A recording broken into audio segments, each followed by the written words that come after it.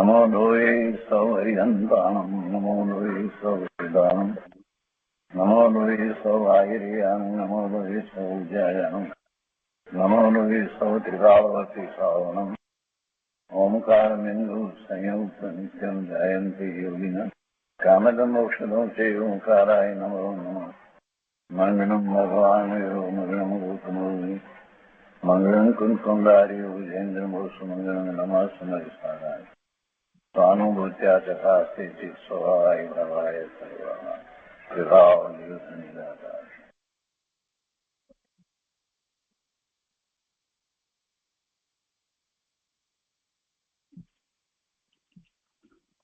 स्वामी कार्तिकेय अनुप्रेक्षा शुभचंद्राचार्य भगवानની ટીકા તથા પંડિત જયચંદજી છાબડાના ભાવાર્થ ટીકા સહિત આપણે સ્વામી કાર્તિકેય અનુપ્રેક્ષાનો સ્વાધ્યાય કરી રહ્યા છીએ અને પૂજ્ય ગુરુદેવ કાંજી સ્વામી એમાંથી આપણને ઘણું અધ્યાત્મ સમજાવી રહ્યા છે. સ્વામી કાર્તિકેય અનુપ્રેક્ષાના સ્વાધ્યાયમાં આપણે ગાથા 387 સુધી સ્વાધ્યાય પૂરો કર્યો છે. આજે ગાથા 388 થી આગળ સ્વાધ્યાય લઈએ છીએ. શ્રાવકને 5મા ગુણસ્થાનમાં સમ્યક દર્શન સહિત 11 પડીમાં હોય છે અને એ 11 પડીમાંનું વર્ણન ચાલે છે. તો હવે એમાં આ અનુમોદન વીરતી પડીમાં અથવા તો અનુમોદન વીરતી પ્રતિમા એનું સ્વરૂપ 388ની ગાથામાં કહે છે. સંસ્કૃતમાં ગાથા આ રીતે છે: યહ અનુમનનમ ન કરોતિ ગ્રહસ્થ કાર્યેષુ પાપમૂલેષુ ભવિતવ્યમ ભાવયન અનુમન વિરતઃ ભવેત સતુ. શ્લોકના અર્થમાં કહે છે કે જે શ્રાવક પાપના મૂળ જે ગ્રહસ્થના કાર્યો તેમાં અનુમોદના ન કરે, કેવી રીતે કે જે ભવિતવ્ય છે તેમજ થાય છે એવી ભાવના કરતો થકો તે અનુમોદન વીરતી પ્રતિમાધારી શ્રાવક છે. જો આચાર્ય ભગવાને તો એક સાથે બે વાત કરી દીધી. એક તો અનુમોદન ન કરવું ગ્રહસ્થના કાર્યો કે જે કાર્યોમાં જીવ જોડાય છે તો એને આશ્રવ અને પાપના બંધ થાય છે, તો એવા અનુમોદન ન કરવા એક વાત. અને એ અનુમોદન ન કરવા તો કેવી રીતે ન કરવા એનો પુરુષાર્થ પણ સાથે બતાવી દીધો. શું કહે છે કે ન કરે કેવી રીતે, તો કે જે ભવિતવ્ય છે તેમ જ થાય છે, જેમ થવા યોગ્ય છે તેમ જ થાય છે. ભવિતવ્ય છે એમાં કોઈ ફેરફાર કરી શકતું નથી. 321, 322, 323 એ ગાથામાં તો આચાર્ય ભગવાને એ વાત કરી જ દીધી છે કે જે કાળે જે ક્ષેત્રે જે વિધાનથી જે રીતે થવાનું છે તે રીતે તે વિધાનથી તે ક્ષેત્રે તે કાળે થાય જ છે અને એને ફેરવવા માટે કોઈ સમર્થ નથી. ઇન્દ્ર પણ સમર્થ નથી અને સાક્ષાત તીર્થંકર ભગવાન પણ સમર્થ નથી. એ વાત ત્યાં કરી દીધી. એટલે જે ભવિતવ્ય છે તે તો છે જ. હવે એના સંબંધી તો કોઈ આશંકાએ કરવા જેવું નથી. જે ભવિતવ્ય છે તેમ જ થાય છે અને એવી ભાવના કરતો થકું તે અનુમોદન વીરતી પ્રતિમાધારી થાય છે. એટલે પછી અનુમોદન શેના કરવા આવે? વસ્તુનું સ્વરૂપ જ એવું છે કે જે ભવિતવ્ય છે તે પ્રમાણે થઈ જ રહ્યું છે, તો હવે એની અનુમોદના ક્યાં કરવી? શેની અનુમોદના કરવી? બહુ શાંતિથી સમજવા જેવી વાત છે.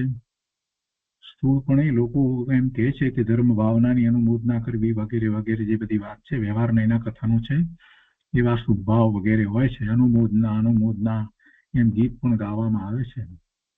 બધું વ્યવહારના એના કથન છે. પ્રભુ જે થઈ રહ્યું છે તે થઈ રહ્યું છે. જગત આખું વ્યવસ્થિત છે. જગત આખાના બધા જ પદાર્થોના પરિણામ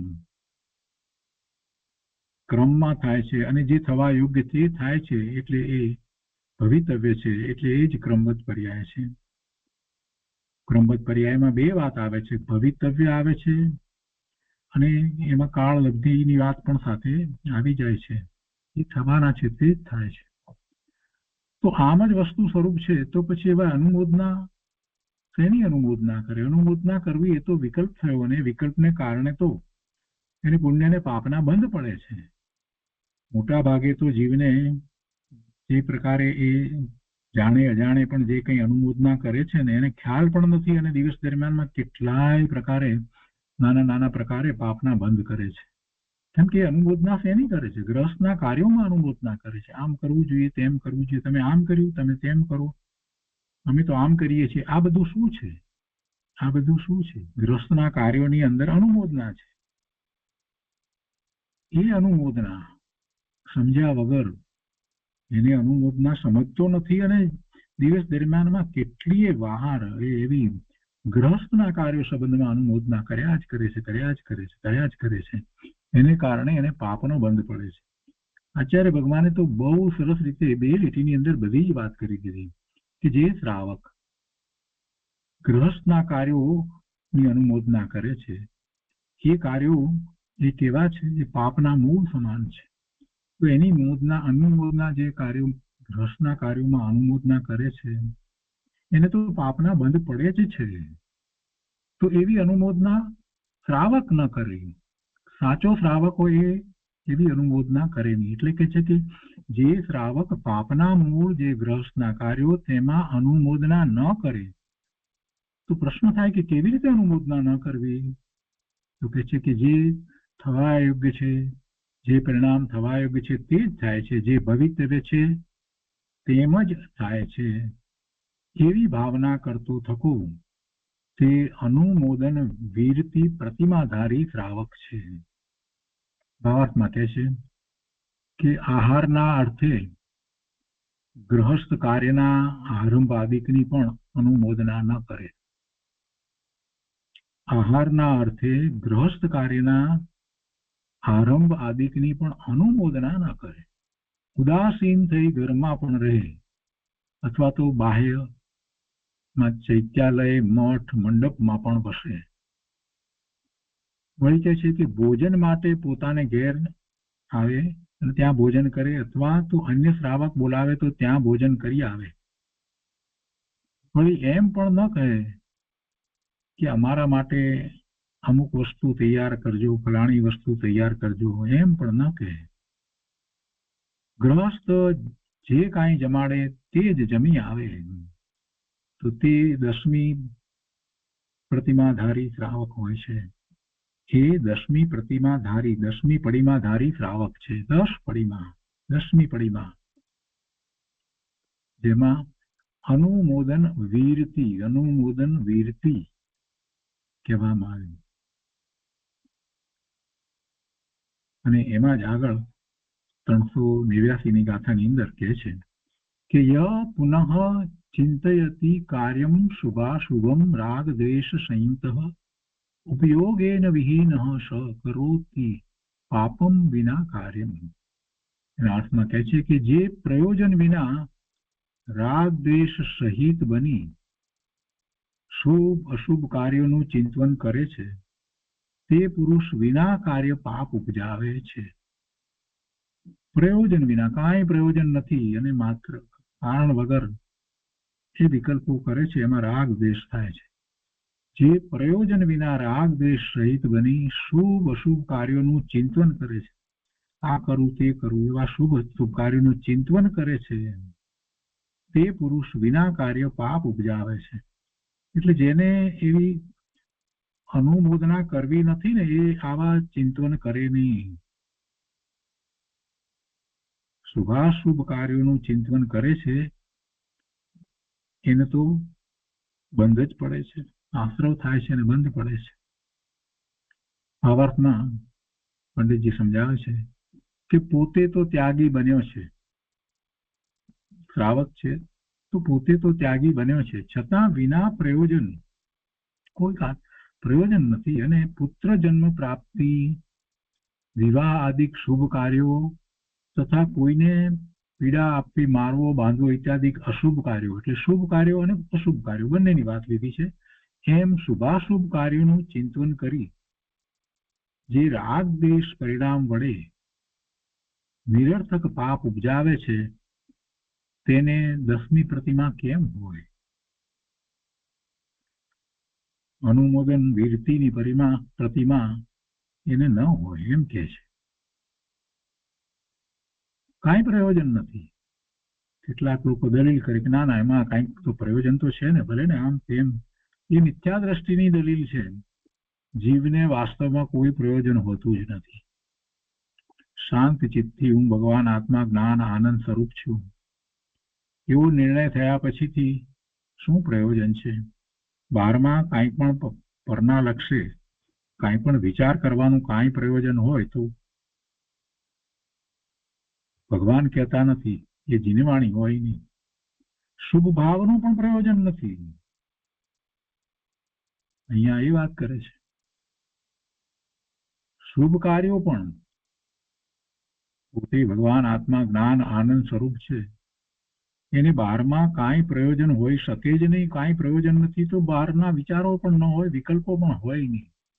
અને એમ થશે તો જ એ આ દસમી પડીમાં અનુમોદન વીરતી એને ધારણ કરવા વાળો થશે.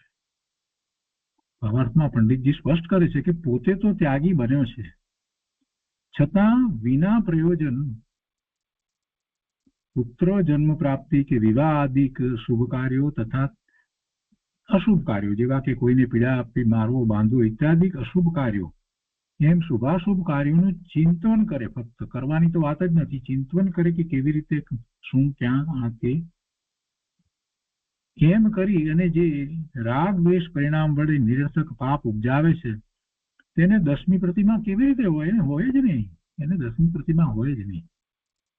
હા, મૂવી જુએ છે, નાટક જુએ છે, શો જુએ છે, બધા આ બધાની અંદર જે જે કંઈ ચાલતું હોય એ બધા સાથે જોડાઈ જાય છે. બધા સાથે જોડાઈ જાય છે અને વિકલ્પોમાં ચાલ્યો જાય છે. તો એને દસમી પ્રતિમા કેવી રીતે હોય? એ તો બધું અનુમોદન થઈ જ જાય છે. તો તેને તો એવી બુદ્ધિ જ રહે કે જે પ્રકારનું ભવિતવ્ય છે તેમ જ થશે, જેમ આહાર આદિ મળવા હશે તેમ જ મળી રહેશે. એવા પરિણામ રહે તો અનુમતિ ત્યાગનું પાલન થાય છે, અથવા તો અનુમોદન ત્યાગનું પાલન થાય છે. અનુમતિ ત્યાગ, અનુમતિ વીરતી, અનુમોદન વીરતીનું પાલન થાય છે. એ સિવાય બીજી રીત જ નથી. ભવિતવ્ય છે તેમ જ થશે. કેમ કે બે લીટીની અંદર એ વાત બતાવી દીધી ને, ઉપાય બતાવી દીધો ને કે કેવી રીતે કરવું. અનુમતિ ત્યાગ અથવા તો અનુમોદન ત્યાગ કેવી રીતે કરવું? જાણે અજાણે ગમે તે રીતે અનુમોદના તો થઈ જાય છે. શુભની અશુભની બધી અનુમોદના થઈ જાય છે. અનાદિથી જીવને આ સંસારમાં પરિભ્રમણ થઈ રહ્યા છે. તો એ સંસાર શું છે? એ એના રાગ દ્વેષના પરિણામ છે. એ સિવાય બીજો કોઈ એનો સંસાર છે જ નહીં. રાગ દ્વેષના પરિણામ જ્યાં સુધી છે ત્યાં સુધી એ સંસાર પર્યાયમાં છે. એટલે રાગ દ્વેષના પરિણામ જે થઈ રહ્યા છે એમાં પોતે કરતો ન હોય પણ બીજા કરતા હોય એમાં હાય હા કરે જતો હોય, અથવા તો સલાહ આપતો હોય કે આમ કરો, આમ કરો, આમ કરો. એને ખ્યાલ નથી કે આ મોટું પાપ થઈ રહ્યું છે. બહુ હોશિયાર હોય, ડાયો હોય તો સલાહ આપે કે તમે બિલ્ડિંગ કન્સ્ટ્રક્શન કરો છો તો તમે ધ્યાન રાખજો, આમ કરજો. પણ તારે ક્યાં ભાઈ એમાં બિલ્ડિંગમાં રહેવાય જેવું નથી, કઈ તારા પૈસા એમાં લાગ્યા નથી, કાંઈ પ્રયોજન નથી. અને નકામાનું પાપ બાંધે છે. એને નથી ખબર કે એમાં કેટલું પાપ બાંધે છે. એક મોટું બિલ્ડિંગ કન્સ્ટ્રક્ટ કરવામાં આવે તો એના પાયા ખોદવાથી શરૂ કરીને પૂરું થાય ત્યાં સુધીમાં કેટલી બધી હિંસા થાય છે, ત્રસ હિંસા થાય છે. અને એમાં આ કારણ વિના સલાહ આપે છે કે તમારું બિલ્ડિંગ કેટલે પહોંચ્યું, આમ કે કેટલા માળ સુધી પહોંચ્યું, એમાં એ રસ લે છે. એમ તો પછી હવે શું કરવાનો છે? એમાં તમે વાયરિંગ કરાવો તો આવું કરાવજો. આ બધું શું છે? એને એમાં રસ છે. જે કન્સ્ટ્રક્શન છે એની અંદર રસ છે. અને એમાં કારણ વગર પોતાના તો પૈસા નથી, પોતાને રહેવાય જવાનું નથી, કાંઈ નથી, અને એ જાણે અજાણે અનુમોદના કરી બેસે છે, તો શું એમાં પુણ્યનો બંધ પડે છે? પાપના જ બંધ પડે છે, પાપના જ બંધ પડે છે. અનુમતિ ત્યાગનું સ્વરૂપ ખૂબ સમજવા જેવું છે. નાની નાની વાતની અંદર આપણે એકબીજાને સલાહ આપતા હોઈએ છીએ. આપણે એવા સલાહ ના આપતા હોય તો અંદરમાં ચિંતન કરતા હોય છે કે આણે આમ કર્યું, આવું કર્યું હોત તો સારું થાત. આ શું છે? અંદરમાં શું ચાલી રહ્યું છે? અનુમોદના જ ચાલી રહી છે. કોઈ કે કાંઈક કર્યું છે અને એમ કરવાને બદલે આમ કર્યું હોત તો સારું થાત. આવો વિકલ્પ ઉઠે છે. એમાં પણ શું છે? અનુમતિ જ છે. અનુમતિ નો ત્યાગ નથી થતો, અનુમોદના જ થઈ રહી છે. બહુ શાંતિથી વિચાર કરીએ તો દિવસમાં કેટલી વખત આપણે આવી અનુમોદના કરી અને જે કંઈ કાર્ય છે એ કાર્ય નું પાપ બાંધીએ છીએ. કેમ કે કરવું, કરાવવું અને અનુમોદવું એ ત્રણેયમાં સરખું પાપ છે.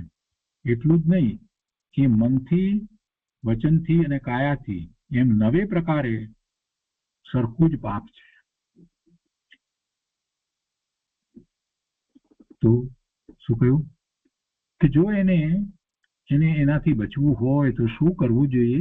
તો કે છે કે તેને તો એવી બુદ્ધિ જ રહે છે કે જે પ્રકારનું ભવિતવ્ય છે તેમ જ થશે. કોને આવી બુદ્ધિ હોય છે? શ્રાવકને, સાચા શ્રાવકને તો એવી બુદ્ધિ જ રહે છે કે જે પ્રકારનું ભવિતવ્ય છે તેમ જ થશે, એમાં કાંઈ ફેરફાર થવાનો નથી. અને પોતાના આહાર આદિ અને પોતાને જે કંઈ રહેવાનું છે દિવસ દરમિયાન, જે કંઈ પ્રાપ્ત થવાનું વગેરે, એ બધી જ વાતમાં જે આદિ શબ્દ પડે છે ને, આહાર આદિ એટલે બીજી બધી અનુકૂળતાઓ, પ્રતિકૂળતાઓ વગેરે, એ બધામાં જેમ આહાર આદિ એ મળવાના હશે તેમ જ મળી રહેશે. જ્યાં રહેવાનું હશે ત્યાં જ રહેવાનું થશે. શા માટે નકામાના વિકલ્પ કરવા? અહીંયા રહેવું ને ત્યાં રહેવું ને આ બધા શું વિકલ્પો કરવા? જે મળવાના છે તે તેમ જ મળી રહેશે. કેમ કે જે પર્યાય થવાની છે, જે ક્ષેત્રે થવાની છે અને જે વિધાનથી થવાની છે, એ વિધાનથી એ પર્યાય થવાની છે અને થવાની છે, એ જ ભવિતવ્ય છે. આવો નિર્ણય સમ્યક દ્રષ્ટિ જાણીને હોય છે. અને એમાં તો આ તો 5મા ગુણસ્થાનની દશામાં છે અને આ તો 10મી પ્રતિમાની વાત છે.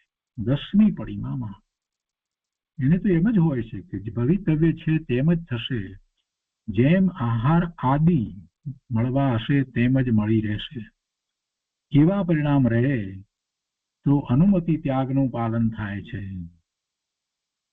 અને એ પ્રમાણે 12 ભેદમાં આ 11મો ભેદ કયો, એટલે કે 10મી પડીમાં કહી.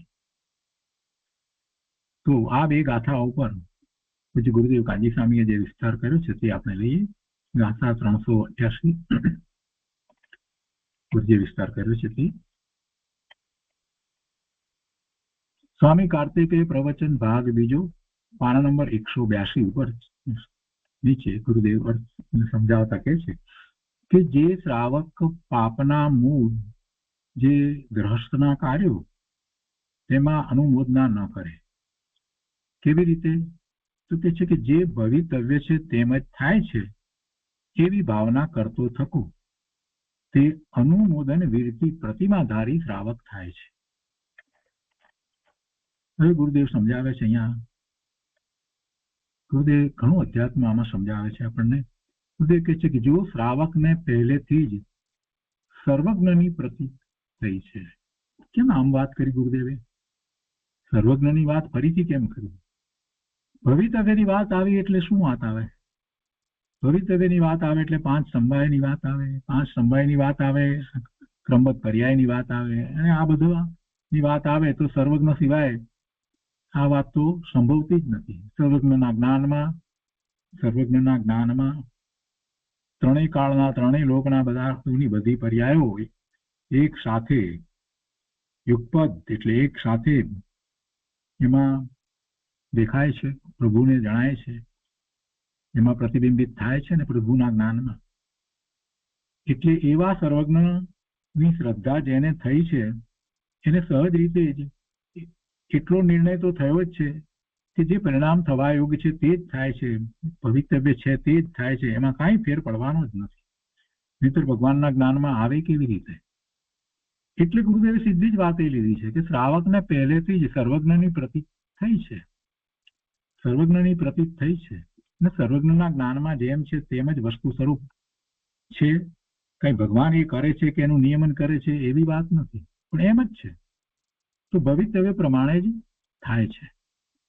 અને એવું શ્રાવકને ભાન તો થયું છે, પણ અહીં જ્ઞાન સ્વભાવની એકાગ્રતા પૂર્વક ભવિતવ્ય ભાવનાનો વિતરાગ ભાવ વધી ગયો છે. આ તો છે જ એને અંતરમાં પડ્યું છે, પણ હવે અહીંયા વિશેષ ભાવ વધ્યો છે, વિતરાગતા વધી છે. એટલે આ ભાવ, આ ભવિતવ્ય ભાવ જે છે ને એ વધ્યો છે એમ દર્શાવવા માટે અહીંયા એમ કે છે કે અનુમતિ ત્યાગ છે. કે પણ અહીં જ્ઞાન સ્વભાવની એકાગ્રતા પૂર્વક ભવિતવ્ય ભાવનાનો વિતરાગ ભાવ વધી ગયો છે. ભવિતવ્ય ભાવનાનો વિતરાગ ભાવ વધી ગયો હોય એટલે એટલું બધું દ્રઢ હોય, એટલું બધું દરેક સમયે એમ કે જે થાય છે તે જ થાય છે. એટલે પછી અનુમોદના શેની કરવી, વિકલ્પ શેના કરવા? એટલે આ વાત ગુરુદેવ કહે છે કે ભવિતવ્ય ભાવનાનો વિતરાગ ભાવ વધી ગયો છે. સતત એ રહે છે, સતત એ જ ભાવ રહે છે.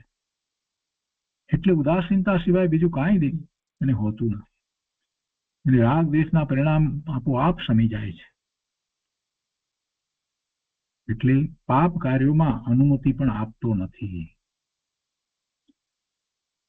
કોઈ એની પાસે પાપ કાર્યની અનુમતિ લેવા જાય છે એમ નથી એનો અર્થ કે પાપ કાર્યમાં અનુમતિ આપતો નથી. એનો સાદો અર્થ કોઈ કરે કે ભાઈ પાપ કાર્યમાં અનુમતિ તો અમે નથી આપતા, એવો અર્થ નથી. આ જગતના જે કંઈ કાર્યો જે થઈ રહ્યા છે એ બધા કાર્યો જે થવા યોગ્ય છે તે રીતે તેમ જ થઈ રહ્યા છે. અને એમાં બધા જ કાર્યો જે થઈ રહ્યા છે એમાં હિંસા થઈ રહી છે, જે રસ હિંસા અને સૂક્ષ્મ હિંસા, એકેન્દ્રિયની પણ હિંસા, આ બધું જે થઈ રહ્યું છે તો એને માટે એ અનુમતિ કેમ ના આપે? કેમ કે થવાનું છે તે થઈ રહ્યું છે, એમાં વળી એનો વિકલ્પ શું કરવો? એમાં પોતાની હાજરી છે નહીં તો હાજરી શું કરે અંદરથી ઉમેરવી, આમ કરવું ને તેમ કરવું? પોતે એમાં છે જ નહીં. જગતના કાર્યો જે થઈ રહ્યા છે એમાં આ આત્મા ક્યાં છે? પોતે ભગવાન આત્મા જ્ઞાન આનંદ સ્વરૂપ છે, જગતના કાર્યોથી જુદો છે. જગતમાં કાર્યો થઈ રહ્યા છે એમાં તો એ છે જ નહીં. હું ક્યાં જગતના કાર્યોમાં છું? તો પછી જગતના કાર્યો આમ થાય કે તેમ થાય એવા વિકલ્પ ઉઠે, એમાં તો પાપના બંધ સિવાય બીજું કાંઈ થતું નથી. આશ્રવ થાય છે અને મારી શાંતિ અણાય છે. પછી તો એકાગ્રતા ક્યાં રહી? સ્વરૂપને વિશે એકાગ્રતા કેવી રીતે થાય?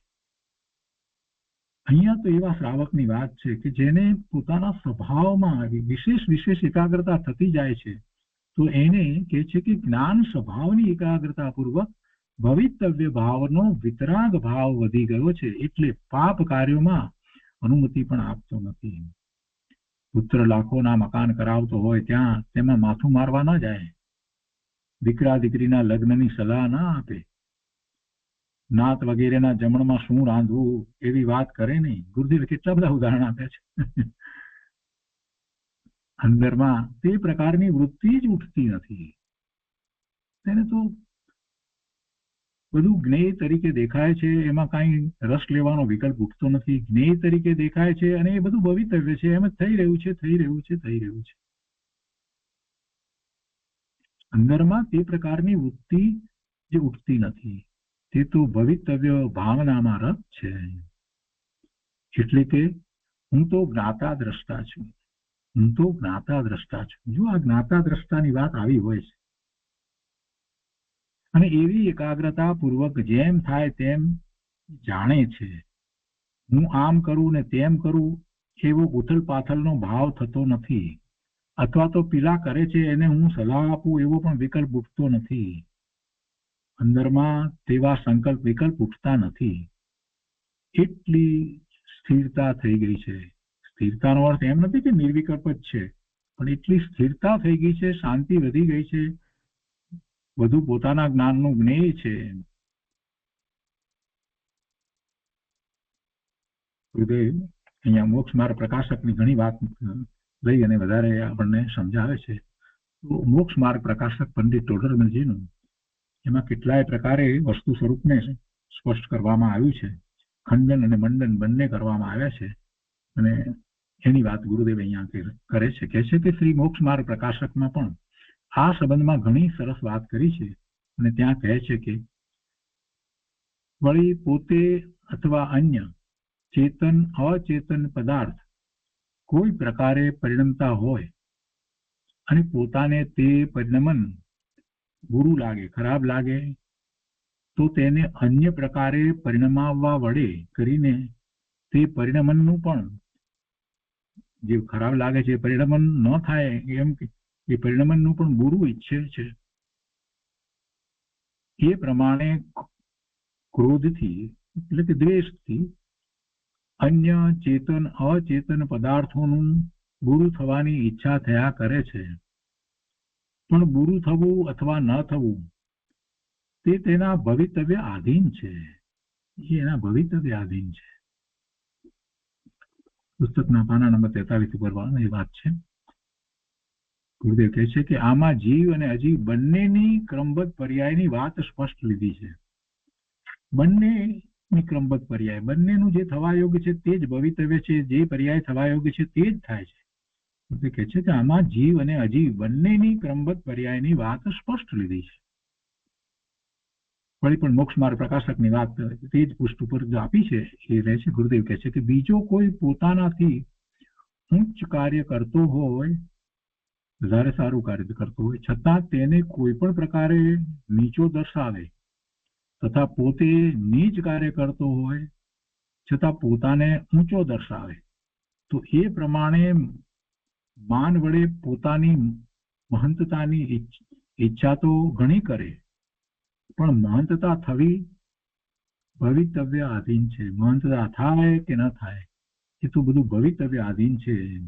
એ કરે પ્રયત્ન એટલે મહંતતા થઈ જાય, એમ મહંતતા વધી જાય, મોટાઈ વધી જાય એમ બનતું નથી. તો ભવિતવ્ય આધીન છે.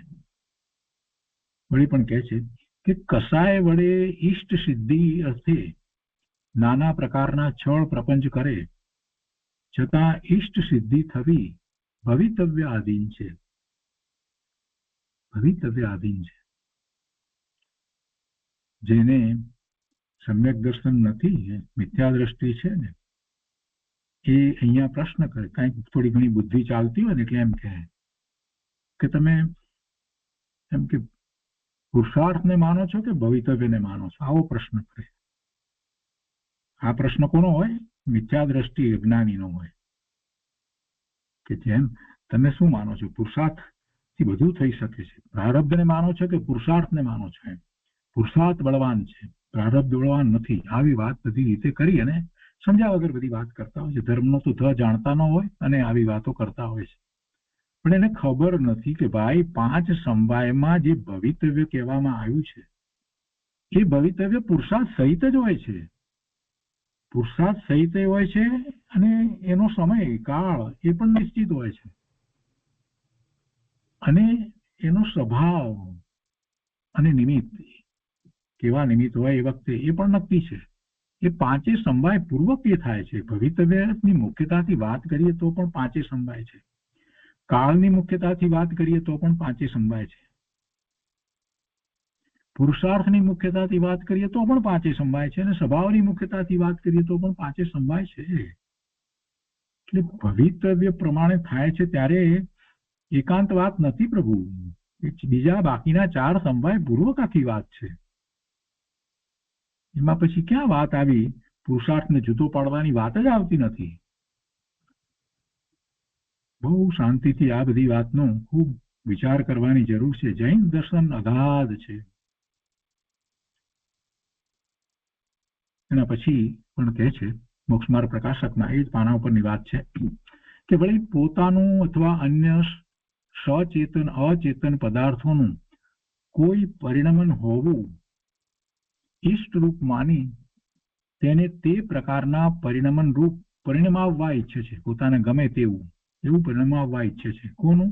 ચેતન અને અચેતન બંનેનું. સચેતન અને અચેતન પદાર્થનું કોઈ પરિણમન જે થઈ રહ્યું છે એને ઈષ્ટ રૂપ માની એ બરાબર છે એમ જ હોય તો એ રીતે એ પરિણમન કરાવવા ઈચ્છે છે. એ પ્રમાણે નાના પ્રકારે લોભથી ઈષ્ટ પ્રાપ્તિની ઈચ્છા તો ઘણી કરે, પરંતુ ઈષ્ટ પ્રાપ્તિ થવી ભવિતવ્ય આધીન છે. પાછો કોઈ પ્રશ્ન કરે કે ભવિતવ્ય આધીન છે તો અમારે શું કરવું, પુરુષાર્થ નહીં કરવો? આવી રીતે થઈએ તો નિર્માલ્ય થઈ જાય. અરે ભાઈ, 5 સમવાય પૂર્વક કાર્ય થાય છે, ફરી પાછું તને યાદ કરાવીએ છીએ. ભવિતવ્ય આધીન જે કહ્યું એ તો ભવિતવ્યની મુખ્યતાથી વાત કરી એ વખતે પુરુષાર્થ સહિત જ છે. બાકીના 4 સમવાય સહિત જ કાર્ય થાય છે. મિથ્યા દ્રષ્ટિને કાંઈ ભાન નથી, સમજ નથી, એટલે ગમે તેવી વાતો કરે છે. આ કાંઈ બુદ્ધિનો વિષય નથી પ્રભુ, આ તો જીનવાણી છે. અને જીનવાણીને સાચી રીતે સમજવા માટેની પાત્રતા હોવી જોઈએ. ઈષ્ટ કે અનિષ્ટ જે કંઈ એ માને છે એ બધી એની કલ્પના છે. વસ્તુમાં કાંઈ ઈષ્ટપણું કે અનિષ્ટપણું નથી. જગતના કોઈ પદાર્થો આ જીવને ઈષ્ટ પણ નથી અને અનિષ્ટ પણ નથી. એ બધાના પરિણામ એને ઈષ્ટ અનિષ્ટ માન્યા છે. કોઈક પરિણામને એ ઈષ્ટ માને છે તો એમ કરાવવા ઈચ્છે છે, કોઈક પરિણામને અનિષ્ટ માને છે તો એને ફેરવવા ઈચ્છે છે. પણ એથી કરીને એ ફરી જાય છે એમ તો બનતું નથી. ક્યારેક એ એવો પ્રયત્ન કરે છે અને એ પરિણામ એમ થવાના હતા એટલે એમ થાય છે તો એને અભિમાન આવી જાય છે કે મેં આ પ્રમાણે પ્રયત્ન કરી અને આમ કર્યું એટલે આવા પરિણામ થયા, મેં આમ કર્યું એટલે આવા પરિણામ થયા. પરિણામ તો એમ જ થવાના હતા પણ આ એનો કરતા થઈ જાય છે. નરસિંહ મહેતાએ કહ્યું એ પ્રમાણે સકટનો ભાર જેમ શ્વાન તાણે. ગાડા નીચે કૂતરું ચાલે અને કૂતરું એમ માને કે આ ગાડાનો ભાર હું વહું છું.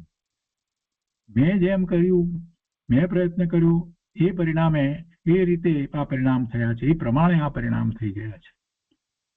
થવાના હતા એ નિશ્ચિત હતું પણ આને એવો વિકલ્પ કર્યો અને પછી એવા પરિણામ થયા તો એમ માને છે કે અમે કરી શકીએ છીએ, અમે શું નથી કરી શકતા. પણ વસ્તુ સ્વરૂપે એમ નથી. પંડિતજી અહીંયા એમ કે છે કે ઈષ્ટ પ્રાપ્તિ થવી એ પણ ભવિતવ્ય આધીન છે. તો પુરુષાર્થ આધીન નથી? અરે પણ પુરુષાર્થ સહિત છે. પુરુષાર્થ આધીન નથી એમ ક્યાં વાત કરી છે? ભવિતવ્ય આધીન છે એટલે બાકીના 4 સમવાય સહિત જ છે. ફરીને હું વાત એટલા માટે કહું છું કે ઘણા લોકોને આવા પ્રશ્ન થાય છે જેમને 5 સમવાયનો સારી રીતે અભ્યાસ નથી કર્યો, 2 કલાક એની ઉપર ચિંતન નથી કર્યું ને, એને તો આવા પ્રશ્ન થયા વિના રહેશે જ નહીં. આપણે ક્રમબદ્ધ પર્યાયના સ્વાધ્યાયની અંદર 5 સમવાયની વાત કરી છે એટલા માટે જ એ કરી છે. ક્રમબદ્ધ પર્યાયની સાથે 5 સમવાયની વાતને પૂરી સારી રીતે સમજીએ નહીં ત્યાં સુધી ક્રમબદ્ધ પર્યાય બેસશે જ નહીં. પુરુષાર્થ નથી એમ જ એની રેકર્ડ વગાડ્યા જ કરશે. અરે 5 સમવાય સહિત છે ક્રમબદ્ધ પર્યાયની વાત કરી છે ગુરુદેવે. તો ક્રમબદ્ધમાં તો 2 પર્યાય 2 વાતને સાથે લીધી છે, 2 સમવાયને સાથે લીધા છે. એટલે આખી વાતને સમજવા માટે, આ ભવિતવ્યની વાતને સમજવા માટે ક્રમબદ્ધ પર્યાયનો સાચો નિર્ણય કરવો પણ જરૂરી છે. હવે ગુરુદેવ કહે છે કે જેને ક્રમબદ્ધ વસ્તુ સ્વરૂપનું ભાન નથી તે પોતાના ક્રોધ આદિ કષાયથી તેમાં ફેરફાર થવાનું માને છે. પોતાના કષાય ભાવથી એ ફેરફાર થવાનું માને છે. વાસ્તવમાં તો શું કરે? કાંઈ કરી તો શકતો નથી. ભગવાન આત્મા ક્યાં કાંઈ કરી શકે છે? ભગવાન આત્મા એક તણખલાને સ્પર્શી શકતો નથી તો એ શું કરવાનો? માત્ર વિકલ્પો કરે છે, ક્રોધ આદિ કષાય ભાવ કરે છે, રાગ દ્વેષના ભાવ કરે છે, બીજું શું કરે છે? ગુરુદેવ કહે છે કે જેને ક્રમબદ્ધ વસ્તુ સ્વરૂપનું ભાન નથી તે પોતાના ક્રોધ આદિ કષાયથી તેમાં ફેરફાર થવાનું માને છે. તો એવા મિથ્યા દ્રષ્ટિ જીવની આ વાત છે કે એને આમ બધું થઈ રહ્યું છે. મિથ્યા દ્રષ્ટિ છે. સમ્યક દ્રષ્ટિને એમ નથી. સમ્યક દ્રષ્ટિને તો ક્રમબદ્ધ પર્યાયનો યથા યોગ્ય સમ્યક નિર્ણય છે. અહીંયા વળી પાછી મોક્ષ માર્ગ પ્રકાશકની વાત ગુરુદેવ અહીંયા કહે છે કે વળી અજ્ઞાની જીવ પોતાને જેવું શ્રદ્ધાન છે તેમ અન્ય પદાર્થોને પરિણમાવવા ઈચ્છે છે. હવે તે અન્ય પદાર્થો જો એ પ્રમાણે પરિણમે તો તેનું શ્રદ્ધાન સાચું થઈ જાય. પરંતુ અનાદિ નિધન વસ્તુ ન્યારી પોતાની મર્યાદાપૂર્વક પરિણમે છે. કોઈ કોઈને આધીન નથી તેમ કોઈ પદાર્થ કોઈનો પરિણમાવ્યો પરિણમતો નથી. એક દ્રવ્ય બીજા દ્રવ્યના કાર્યો કરતું નથી, કોઈ દ્રવ્યને પરિણમાવતું નથી, છતાં તેને આ જીવ પોતાની ઈચ્છા અનુસાર પરિણમાવવા ઈચ્છે છે એ કાંઈ ઉપાય નથી, પણ એ તો મિથ્યા દર્શન જ છે, એ મિથ્યાત્વ છે, એ ભ્રમ છે, એ વિપરીત માન્યતા છે. મોક્ષ માર્ગ પ્રકાશકની બધી વાતને ગુરુદેવે અહીંયા લઈ અને વધારે સ્પષ્ટ કરી. ગુરુદેવ કહે છે કે અહીં તો મિથ્યા માન્યતા તો ટળી ગઈ છે. કોની વાત ચાલે છે? 5મા ગુણસ્થાને રહેલા સમ્યક દ્રષ્ટિ શ્રાવકની વાત ચાલે છે. એને તો મિથ્યા માન્યતા તો ટળી ગઈ છે, અને તે ઉપરાંત વિતરાગ ભાવ વધી જતા આરંભ કાર્યોમાં અનુમોદનાનો ભાવ નથી આવતો. ભાવાર્થમાં કહે છે કે આહારના અર્થે ગૃહસ્થ કાર્યના આરંભ આદિકની પણ અનુમોદના ન કરે. ઉદાસીન થઈ ઘરમાં પણ રહે અથવા બાહ્ય ચૈત્યાલયમાં કે મઠ મંડપમાં, એટલે ઉપાશ્રય વગેરે જે કંઈ છે ત્યાં પણ બેસે. પણ એ ભોજન માટે પોતાને ઘેર અથવા તો એને શ્રાવક બોલાવે તો ત્યાં ભોજન કરી આવે. પણ એમ પણ ન કહે કે અમારા માટે ફલાણી વસ્તુ તૈયાર કરજો. ગૃહસ્થ જે કાંઈ જમાડે તે જમી આવે. તે 10મી પ્રતિમાધારી શ્રાવક છે. અને એના પછીની ગાથામાં પણ એનો જ વિસ્તાર આગળ કરતા ગુરુદેવ સમજાવે છે. પહેલા અર્થ લીધો છે અહીંયા કે જે પ્રયોજન વિના રાગ દ્વેષ સહિત બની, પ્રયોજન વિના રાગ દ્વેષ સહિત બની શુભ અશુભ કાર્યોને ચિંતવન કરે છે, તે પુરુષ વિના કાર્ય પાપ ઉપજાવે છે.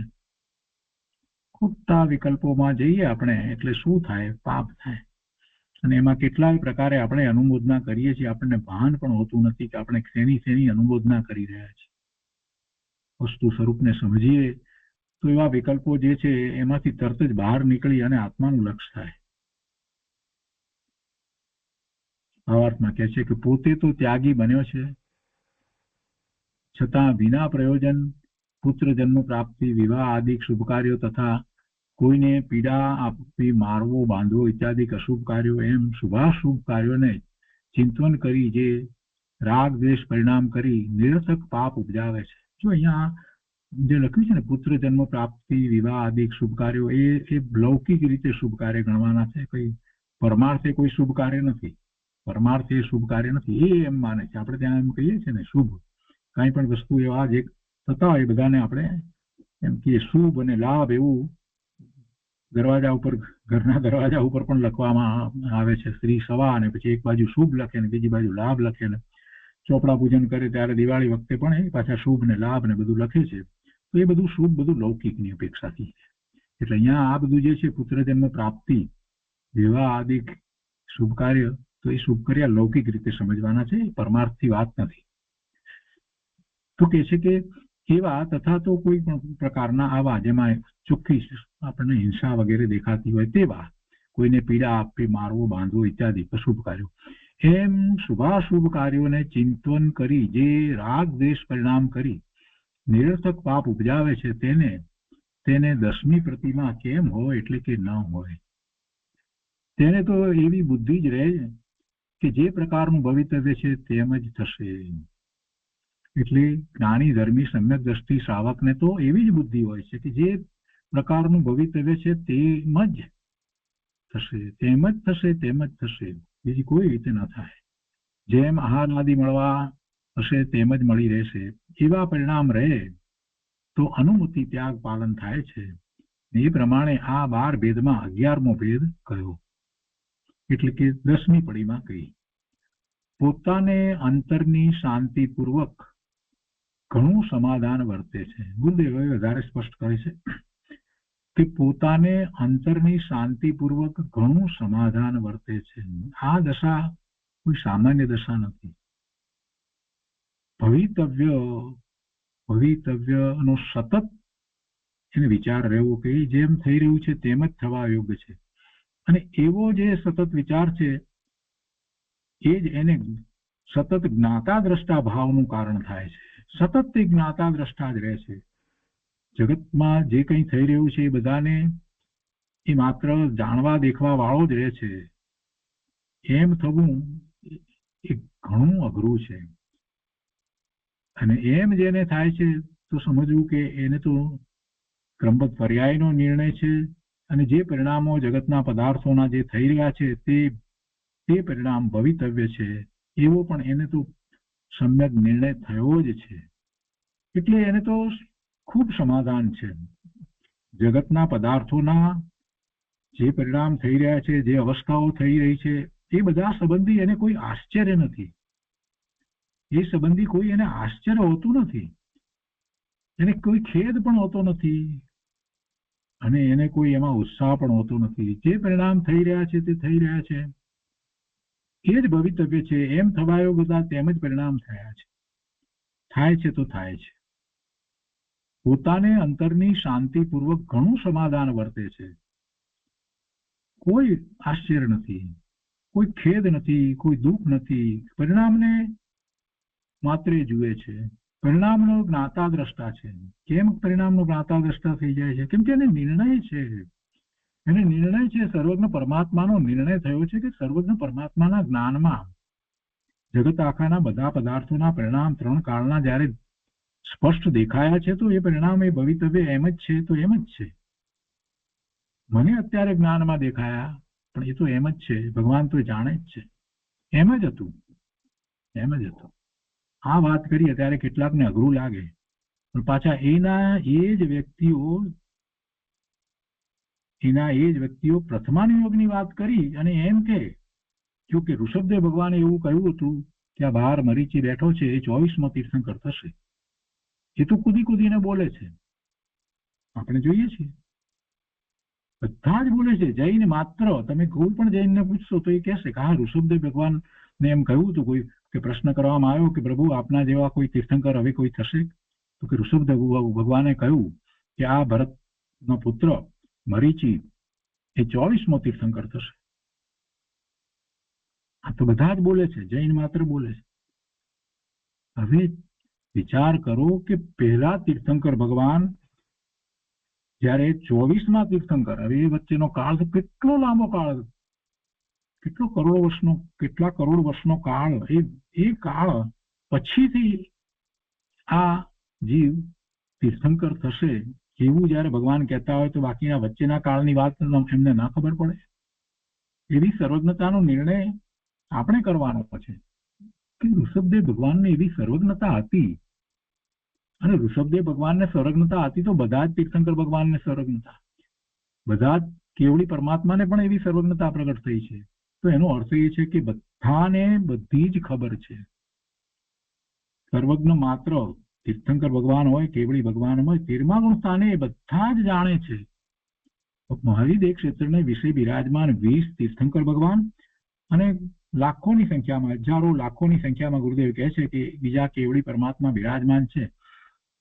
એ બધા સર્વજ્ઞ છે અને એ બધા જ જાણે છે. બધા જ જાણે છે. ત્રણ કાળ ત્રણ લોકની પર્યાયને, બધા પદાર્થોની પર્યાયને એકી સાથે બધા જ જાણે છે. આપણે નથી જાણતા એટલે પછી એ પરિણામ એમ નથી થવાના. એ બધા આટલા જ જાણે છે, આટલા જીવો જાણે છે, અને આપણે દોઢ હોશિયાર ને આપણે એમાં શંકાઓ કરીએ. વિચાર તો આ કરવાનો છે. અત્યારે વર્તમાનમાં મહાવિદ્ય ક્ષેત્રને વિશે બિરાજમાન 20 તીર્થંકર ભગવાન, 5 વિદેય છે, તો દરેક વિદેયને ક્ષેત્રને વિશે બિરાજમાન 4 તીર્થંકર ભગવાન, અને એમની સમીપમાં, દરેક તીર્થંકર ભગવાનની સમીપમાં અને બીજે વિચરી રહેલા એવા કેવળી પરમાત્મા કેટલા હજારોની સંખ્યામાં. એ બધા સર્વજ્ઞ છે. એ જાણે છે કે આ પરિણામ આમ જ થવાના છે. આપણે અજ્ઞાની મિથ્યા દ્રષ્ટિ એ વાતનો હજી વિચાર નથી કરી શકતા. ગુરુદેવે જયારે ક્રમબદ્ધ પર્યાયની વાત કરી તો જે લોકોને આ વાત ન બેઠી એને આ રીતે વિચાર નહીં કર્યો હોય. મને તો ઘણી વાર આશ્ચર્ય થાય છે. ખરે રે, એવા વિદ્વાનોએ, કેટલાય લોકોએ એમાં ક્રમબદ્ધ પર્યાયને ન માની અથવા તો આમ છે તેમ છે કંઈક અંદર ડખા કર્યા, પણ જરાક વિચાર કર્યો તો ખ્યાલ આવત કે ભાઈ કેટલા જીવોને અત્યારે આ વાત છે. પરિણામ નિશ્ચિત છે. પરિણામ નિશ્ચિત છે. ભવિતવ્યનો વિચાર છે. અને ભવિતવ્ય જયારે આમ છે તો પછી શું વાત કરવી? બીજી વાત શું કરવાની? હવે શું કરવાનું? મારે શું કરવાનું? સ્વરૂપ તરફ વળવા સિવાય બીજી કોઈ વાત બાકી રહેતી નથી. અહીંયા તો એ કહે છે કે પોતાને અંતરની શાંતિપૂર્વક ઘણું સમાધાન વર્તે છે. આ સમાધાનની વાત આપણે કરી રહ્યા છીએ. તેથી આહાર આદિનો યોગ જેમ મનમાનો છે તેમ બની રહેશે, એને માટે ચિંતા થતી નથી. જ્ઞાનની દ્રઢતા વધતી જાય છે. જો આદિ શબ્દ કહ્યો ને, આહાર આદિ એટલે બધું જ સમજી જવાનું. આખા દિવસમાં જે કંઈ એને સંયોગો પ્રાપ્ત થાય છે, ખાવા પીવા ઉઠવા બેસવા વગેરેના, મળવાના કરવાના, જે કંઈ બધા સંયોગોની વાત આવી જાય છે. તો કે જ્ઞાનની દ્રઢતા વધતી જાય છે, એને કોઈ એની ચિંતા નથી. તો આવા શ્રાવકને 10મી અનુમતિ ત્યાગ નામની પ્રતિમા છે. ગુરુદેવ કહે છે કે જુઓ, સમ્યક દ્રષ્ટિને પણ એવી નિશંક દ્રઢતા છે કે જે કાળે જે પદાર્થમાં જે જાતના સંયોગ વિયોગની અવસ્થા થવાનું, જે પદાર્થમાં જે જાતના સંયોગ વિયોગની અવસ્થા થવાનું સર્વજ્ઞ દેવે જોયું છે તે પ્રમાણે જ થાય છે. તેમાં ઇન્દ્ર, નરેન્દ્ર કે જિનેન્દ્ર કોઈ ફેરફાર કરવા સમર્થ નથી. અને તે ઉપરાંત 10મી પડીમાં વાળાને તો વિતરાગ ભાવ વધી ગયો છે. આવું ભાવના હોય, ભવિતવ્ય ની ભાવના સતત વર્તવી હોય તો જેમ થવાનું છે તે થાય છે. ક્રમબદ્ધ પર્યાય સહજ થઈ ગઈ છે. એને તો વિતરાગ ભાવ વધી ગયો છે. ઉદાસીનતા પણ એટલી જ વધી ગઈ છે. તો એ રીતે આ 10મી પડીમાનું અહીંયા વર્ણન થયું. હવે છેલ્લી 11મી પડીમાનું સ્વરૂપ કહે છે.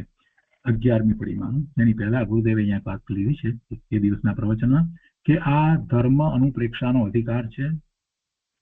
અને ભગવાન કાર્તિકેય સ્વામીને 6ઠ્ઠા ગુણસ્થાને વિકલ્પ ઉઠતા આ 12 અનુપ્રેક્ષાઓ લખાઈ ગઈ છે.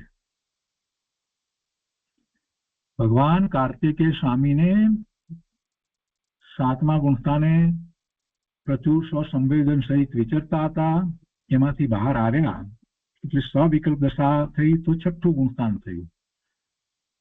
તો 6ઠ્ઠા ગુણસ્થાને વિકલ્પ ઉઠતા કરુણા આવી અને એવો વિકલ્પ ઉઠ્યો તો આ 12 અનુપ્રેક્ષાઓ લખાઈ ગઈ છે. લખાઈ ગઈ છે એમ કે છે ગુરુદેવ. તેમાં ધર્મ અનુપ્રેક્ષામાં શ્રાવકની 11મી પડીમાનું હવે વર્ણન કરે છે. એટલે ઉદિષ્ટ વીરતિ નામની 11મી પ્રતિમાનું વર્ણન કરે છે. 11મી પડીમાં હવે ઉદિષ્ટ વીરતિ નામની 11મી પ્રતિમાનું સ્વરૂપ કહે છે. ગાથા 390. યહ નવકોટિ વિશુદ્ધમ દીક્ષાચરણેન ભુક્તે ભોજ્યમ યાચન રહિતમ યોગ્યમ ઉદિષ્ટ આહાર વિરતઃ સહ. એના અર્થમાં કહે છે કે જે શ્રાવક મન, વચન, કાયા તથા કૃત કારિત અનુમોદનાજન્ય 9 પ્રકારના દોષ રહિત અર્થાત 9 કોટીએ શુદ્ધ આહાર ભિક્ષાચરણ પૂર્વક ગ્રહણ કરે, તેમાં પણ યાચના રહિત, યાચના ન કરે, યાચના રહિત ગ્રહણ કરે, પણ યાચના પૂર્વક ન ગ્રહણ કરે, તેમાં પણ યોગ્ય નિર્દોષ ગ્રહણ કરે, પણ સચિત આદિ દોષ સહિત અયોગ્ય હોય તો ન ગ્રહણ કરે, તે ઉદિષ્ટ આહારનો ત્યાગી છે. ઉદિષ્ટ આહારનો ત્યાગ. ભાવાર્થમાં કહે છે કે જે ઘર છોડી મઠ મંડપમાં રહેતો હોય, જો શ્રાવકને માટે પણ આ વાત છે, કેમ કે ગુરુદેવ પહેલા જે વાત કરી ને 2 પ્રકારે શ્રાવકની વાત કરી ને, કે જે ગૃહસ્થ છે, ગૃહમાં રહે છે તે, અને જે ગ્રહમાં નથી રહેતા એવા શ્રાવક. કેમ કે 5મા ગુણસ્થાનની અંદર આપણે ક્ષુલક, વિલક, ચેલક જે વાત કરીએ છીએ તો એમાં એ વાત સમાઈ જાય છે. ઘરમાં જે રહે છે એની વાત કરીએ, એ પણ શ્રાવક હોય, 5મું ગુણસ્થાન હોય એને વિશે. અને જે આ રીતે ઘર છોડી અને નીકળી ગયા છે, એ મઠ મંડપમાં રહે છે, જે રહે છે, કેટલાક મુનિની સાથે વિચરતા હોય છે, મુનિઓની સાથે વિચરતા હોય છે. તો એ જે ઘર છોડી મઠ મંડપમાં રહેતો હોય, ભિક્ષા આચરણથી આહાર લેતો હોય, પણ પોતાના નિમિત્તે કોઈએ આહાર બનાવ્યો હોય તો તે આહાર ન લે. મુનિ તો ન લે, પણ આ શ્રાવક પણ ન લે. પોતાના નિમિત્તે કોઈએ આહાર બનાવ્યો હોય તો તે આહાર ન લે. બીજું, યાચન પૂર્વક ન લે. માગે યાચના કરીને લે એમ ન હોય, યાચના પૂર્વક ન લે. તથા માસાદિક વા સચિત એવો અયોગ્ય આહાર ન લે તે ઉદિષ્ટ વિધિ શ્રાવક છે. અને એના પછી કહે છે અત્યારે અંત સમયમાં શ્રાવક આરાધના કરે છે એની વાત પછી આવે છે, એ આપણે પછીથી લઈશું. તો આ ઉદિષ્ટ આહાર વિશે જે ગુરુદેવે વાત લીધી છે તે આપણે લઈએ. 390મી ગાથા ઉપર પૂજ્ય ગુરુદેવે જે વિસ્તાર કર્યો છે તે આ રીતે છે.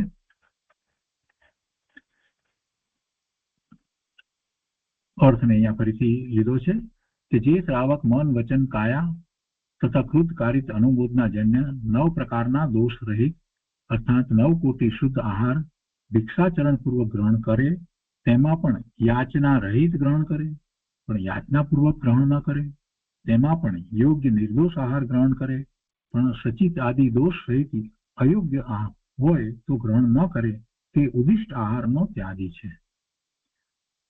અહીંયા કહે છે કે અખંડ ચૈતન્ય સ્વભાવના અવલંબને જેને વિશેષ વિતરાગતા થઈ છે અને રાગ તૂટી ગયો છે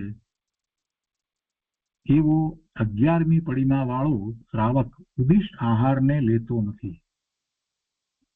મન વચન કાયાથી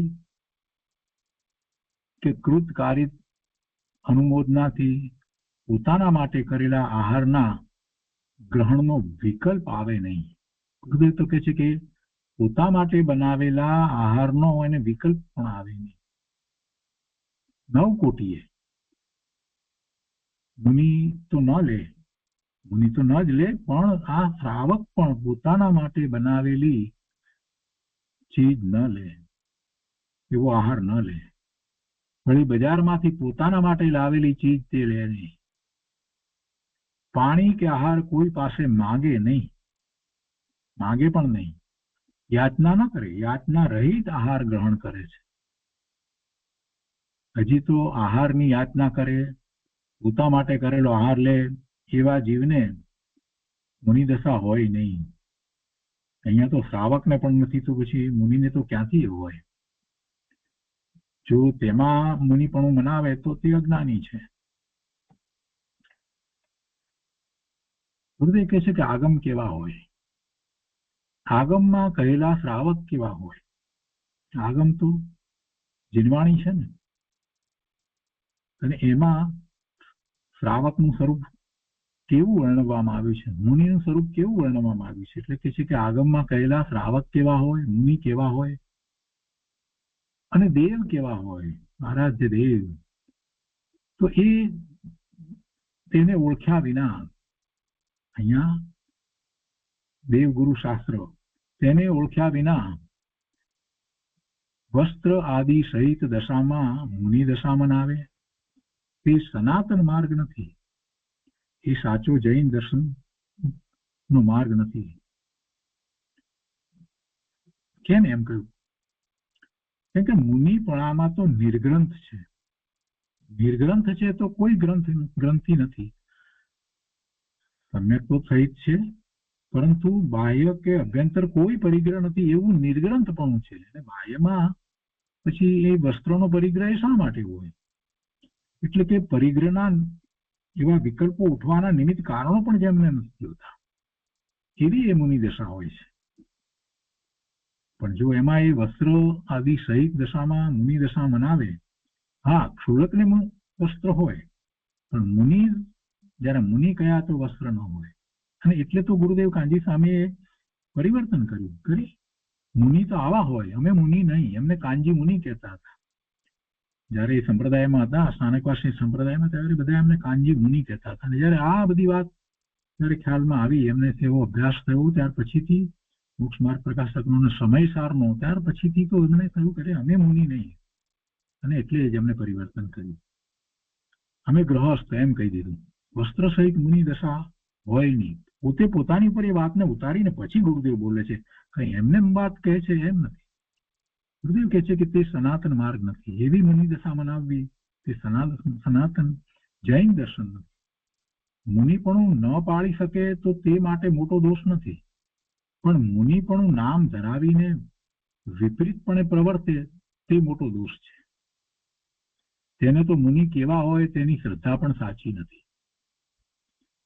બહુ વિતરાગ માર્ગના મુનિવરો યાચના કરે નહીં, યાચના કરે નહીં. યાચના કરે નહીં. શુદ્ધ આહાર છે એમ મુનિ પૂછે નહીં. અરે 11મી પડીમાં વાળો શ્રાવક પણ આહારને માટે પૂછે નહીં તો પછી મુનિ દશાની તો શી વાત કરવી. ગુરુદેવ કહે છે કે નમો લોએ સર્વ શ્રાવણમાં જે સાધુઓને નમસ્કાર કર્યો છે તે સાધુની દશા ઘણી વિતરાગી નિર્ગ્રંથ હોય છે. અંતરના આત્માના આનંદમાં ઝૂલતા ઝૂલતા ઉત્કૃષ્ટ શ્રાવકને ત્રીજા કષાયનો પણ ઘણો ઘટાડો થઈ ગયો છે. તો એવા શ્રાવક આહારને યાચે નહીં. મુનિની તો વાત જ જુદી છે, પણ શ્રાવક પણ જેને ત્રીજા કષાયનો પણ ઘટાડો થઈ ગયો. ત્રીજા કષાયનો અભાવ તો મુનિ થાય ત્યારે થાય. પ્રત્યાખ્યાન નો ભાવ તો મુનિ થાય ત્યારે થાય. પછી મુનિને માત્ર સંજલન કષાય ચોથો એક જ હોય. પણ અહીંયા તો શ્રાવક લીધા છે કે જેને 2 કષાયનો અભાવ થયો છે અને ત્રીજા કષાયનો ઘટાડો થઈ ગયો છે. એવા શ્રાવક પણ આહારને યાચે નહીં. યાચના કરવી તેનું નામ યાચના પરિસર નથી. કેટલાક લોકો એ રીતે વાત કરે છે કે યાચના કરવી એટલે યાચના પરિસર થયો એમ. ના, એવો પરિસર હોતો નથી. ગુરુદેવ એને ઉદાહરણ આપીને સમજાવે છે કે જેમ જંગલમાં સિંહ કોઈ પાસે આહાર માંગવા ન જાય તેમ મુનિવરો તો વિતરાગ માર્ગે વિચરનારા સિંહ છે. તે આહારને કોઈ પાસે માંગે નહીં. આપણે હાથ જોડીને વિનંતી કરીએ તો મુનિ આવે ને ન પણ આવે. એમને આહારનો વિકલ્પ ઉઠ્યો હોય તો આવે, નહીં તો ના આવે. આપણે ગમે તેટલી વિનંતી કરીએ તો પણ એ આહારને કોઈ પાસે માંગે તો નહીં જ. સહેજે નિર્દોષ આહાર વિધિપૂર્વક મળે તો જ ગ્રહણ કરે. નર્મદા ભક્તિપૂર્વક આપણે જેની વાત આવી ગઈ છે કેવી રીતે આહાર ગ્રહણ કરે. અને આ 11મી પડીમાં વાળો શ્રાવક પણ પોતાના માટેનો દોષિત આહાર લેતું નથી. પોતાના માટે બનાવેલો આહાર લેતો નથી. શુદ્ધ આહાર ગ્રહણ કરે છે અને પોતાને માટે બનાવેલો આહાર લેતો નથી. વિતરાગ માર્ગની આજ્ઞા છે માટે તેમ કરવું પડે છે એમ કઈ અંદરમાં નથી. શું કરીએ, 11મી પડીમાં આ લીધી છે એટલે હવે અમારે એમ કરવું પડે એમ નથી. પણ અંતરમાં તે જાતનો રાગ જ તે ભૂમિકામાં થતો નથી. એવી શ્રાવકની સહજ દશા હોય છે. જો આ વાત વિતરાગ માર્ગના દેવ ગુરુ શાસ્ત્રની શ્રદ્ધા સહિતની છે. જેને હજી સાચા દેવ ગુરુ શાસ્ત્રનું ભાન નથી, આત્માનું ભાન નથી, એવા જીવો શુદ્ધ આહાર પાણી લે તો તેને કઈ મુનિપણું કે શ્રાવકપણું કહેવાય નહીં. હવે ભાવાર્થની વાત જે છે અને પછી એની પર પૂજ્ય ગુરુદેવે જે વિસ્તાર કર્યો છે એ આપણે આવતા સ્વાધ્યાયમાં લઈશું. આજનો સ્વાધ્યાય આપણે અહીંયા સુધી રાખીએ છીએ. એ વાતને થોડી વધારે સારી રીતે સમજીશું.